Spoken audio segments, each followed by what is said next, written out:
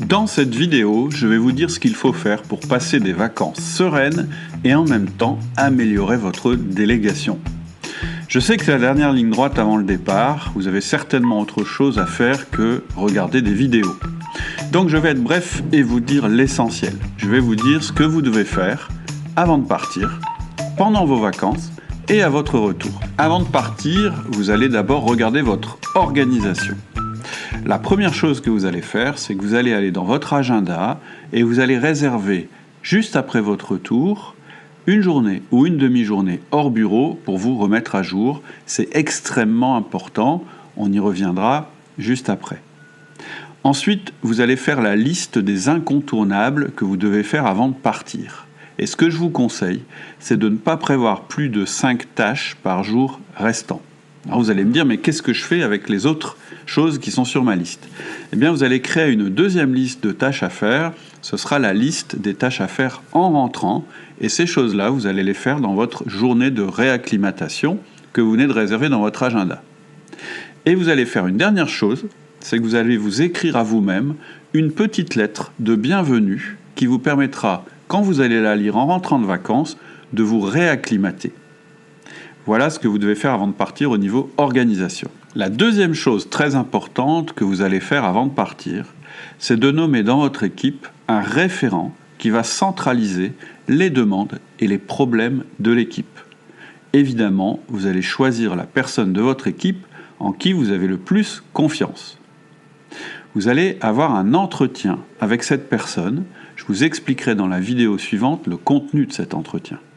Vous allez faire une petite réunion de service pour annoncer comment ça va se passer pendant votre absence. Je vous expliquerai le détail de cette réunion de service dans la vidéo d'après. Et puis, vous allez faire un mail au reste du monde pour l'annoncer, c'est-à-dire à votre boss, aux autres personnes de l'entreprise, éventuellement avec vos contacts privilégiés en dehors de l'entreprise. Je vous donnerai le contenu de ce mail dans la vidéo d'après. Enfin, vous allez mettre en place un message d'absence orientant les demandes vers ce relais que vous aurez nommé. Quelque chose du style « Pendant mon absence, votre contact est… » et vous nommez la personne. Ce que vous pouvez faire et qui est optionnel, c'est lui confier la gestion de votre messagerie en votre absence. C'est une solution qui est meilleure que le message d'absence. Mais ça, c'est vous qui devez voir en fonction du degré de confidentialité des mails que vous recevez. Ça, c'était ce que vous devez faire avant de partir. On va voir maintenant comment faire pendant nos vacances pour vraiment déconnecter et donc tirer tout le profit de nos vacances. Le premier interdit, c'est de relever vos mails. Le deuxième interdit, c'est d'appeler le bureau. Et le troisième interdit, c'est de prendre des appels en direct. Pourquoi ne pas relever vos mails? En général, ce qui fait qu'on relève nos mails pendant nos congés, c'est l'angoisse de se retrouver en rentrant à traiter des milliers de mails. Vous avez supprimé cette angoisse en bloquant une journée complète au retour pour faire ça.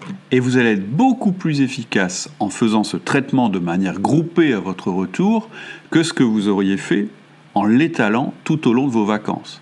Et évidemment, ça veut dire que votre déconnexion pendant les vacances sera totale. Et donc, vous allez en tirer un profit considérable. Ne pas appeler le bureau. Je ne compte plus les managers qui se plaignent d'être dérangés par leur équipe et dont j'apprends ensuite qu'ils appellent cette même équipe pendant leur congé. Ne le faites pas, ils vont se débrouiller tout seuls. Ensuite, ne prenez aucun appel en direct. Voilà ce que vous allez faire à la place. Vous allez ne consulter que les SMS envoyés par votre relais.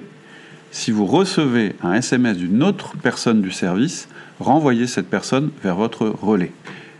Ensuite, n'acceptez pas de votre relais un SMS du type « Rappelle-moi, c'est important ».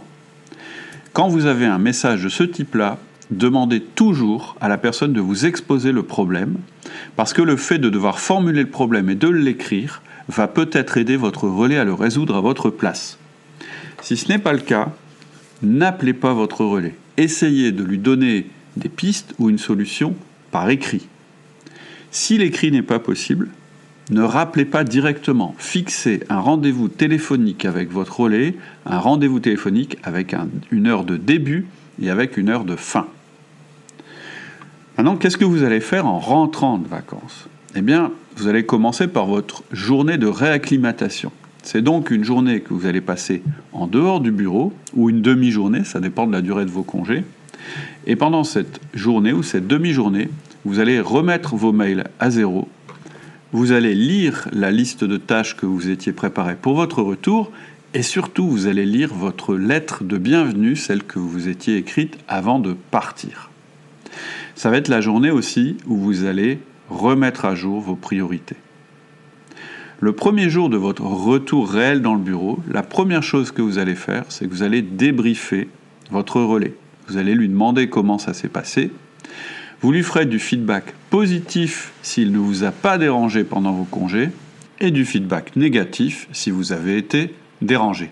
Et le conseil final, le conseil peut-être le plus important, c'est que vous allez oublier de reprendre des tâches qu'il a dû exécuter pendant votre absence. Voilà pour cette vidéo. Je vous fais tout de suite derrière une autre vidéo plus détaillée sur la manière de briefer votre relais avant votre départ, sur la réunion que vous allez faire ensuite avec votre équipe. Je vous fais tout ça avant de partir moi-même en vacances. A tout de suite dans la deuxième vidéo.